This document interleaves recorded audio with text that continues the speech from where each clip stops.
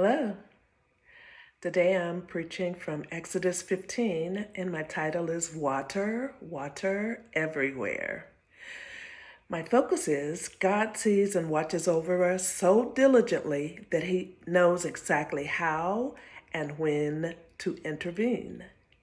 The function, He knows what to do for His people, what to do about the righteous, and what to do about the wicked. I'm preaching in the mode of immediacy, and I'm holding in my hand a tambourine that I got from Lev Haolam, and it actually is depicting Miriam and the women at the end of Exodus 15. So I feel like it was very fortunate that I recently received this and that I'm assigned that particular chapter for this sermon for week 12. Anyway, back to the message. The hand of God's deliverance came when the Israelites faced a threat before them and a threat behind them. Without God's help, they wouldn't either drown in the sea or meet an unfortunate fate with Pharaoh and his army. These two bleak choices were the very conditions under which God chose to show his mighty hand and outstretched arm. It wasn't while they were in slavery all those years. It wasn't when the taskmasters increased their task and demands. But it was here at the Red Sea.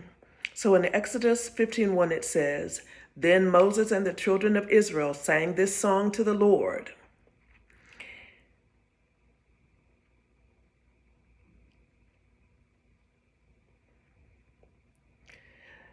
The following two verses detail the words of their song as they exult in and detail the events at the end of chapter 14, where God divided the Red Sea so they could walk across on dry ground and then drown Pharaoh and his army who were pursuing them in that same sea. So in verses 6 through 7 in the Amplified Version of the Bible, chapter 15, are additional words of celebration where they proclaim, "Your right hand, O God, is glorious in power. Your right hand, O Lord, shatters the enemies. In the greatness of your majesty, you overthrew and annihilate those adversaries who rise in rebellion against you. You send out your fury, and it consumes them like chaff." And I might not need to do this, but because we are no longer an agrarian society, this short explanation follows. So chaff is what you get after wheat grain is harvested, threshed, meaning it's deliberately trampled upon to divide the grain from the inedible part. Namely, that inevitable part is referred to as a straw and chaff. After the threshing, there is what's called winnowing, and this is where the farmer uses a large flat basket-like tool to scoop up the mix.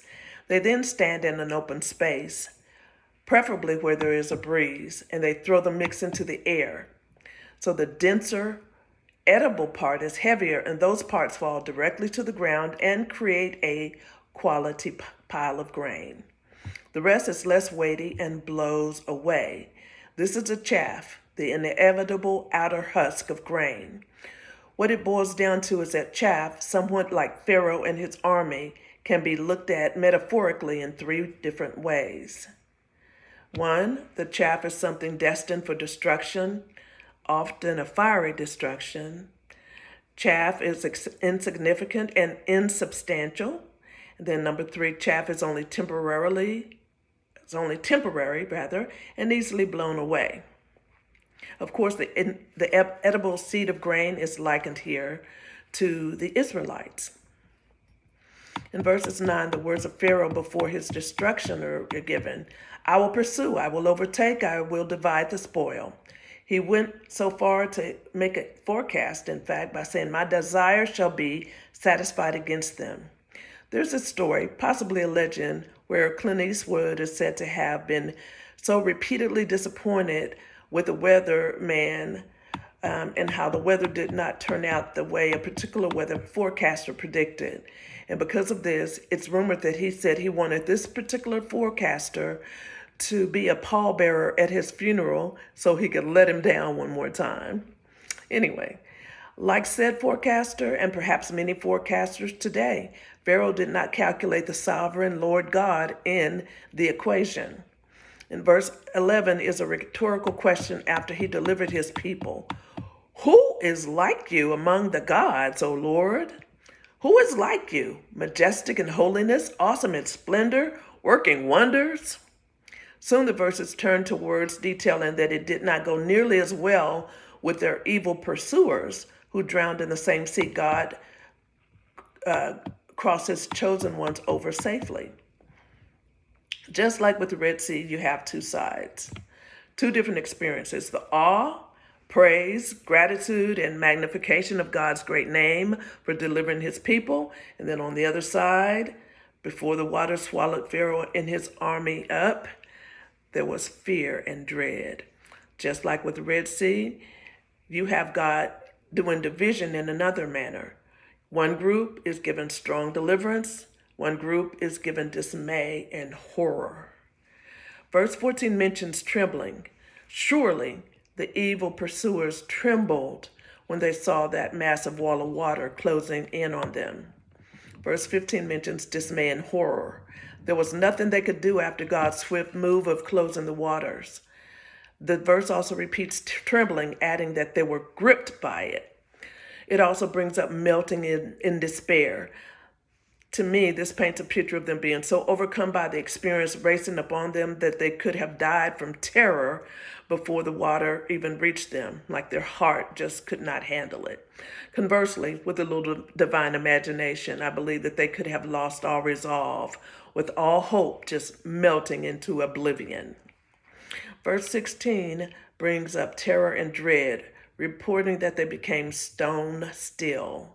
This might be one of those experiences of flight or fight where Pharaoh and his army could do neither, so they froze in place, apparently, stiff as vehicle test dummies, still as statues. In verse 18 are the words, he reigns forever. And then the next verse mentions the terrible fate of Pharaoh and then the triumphant fate of the Israelites.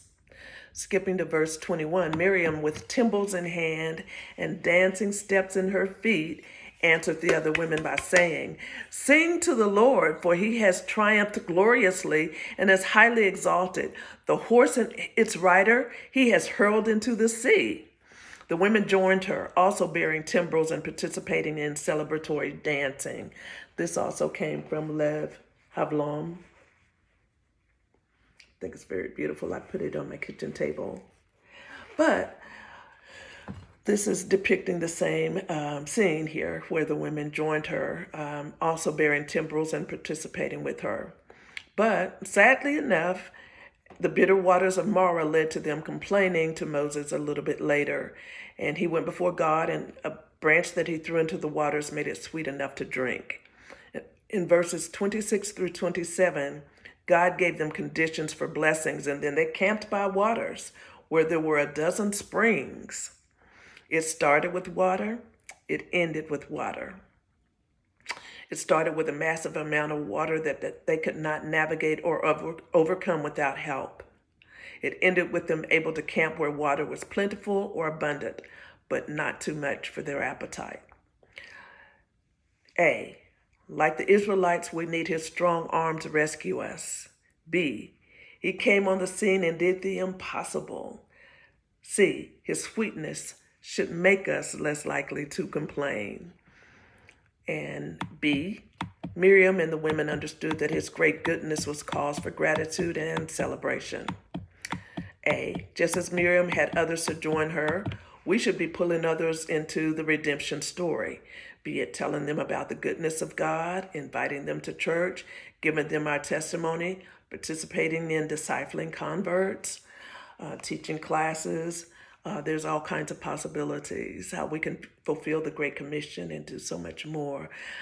Spreading the word, magnifying the name of the Lord, like Miriam and the other women did. So we might ask ourselves, how can the same hand of God that delivers also bring judgment? It is because he knows what to do and, yes, when. We should be grateful that he's that way. We should give him praise for that. Remember it from one crisis to another and never cease in trusting him.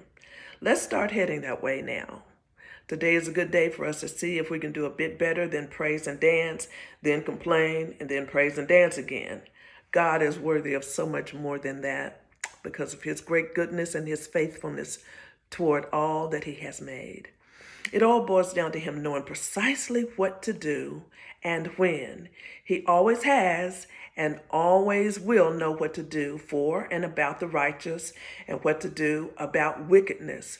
We have to trust his sovereign capacity to act when he knows best, which is usually when it will bring the optimum outcome in the right and perfect time in his sight.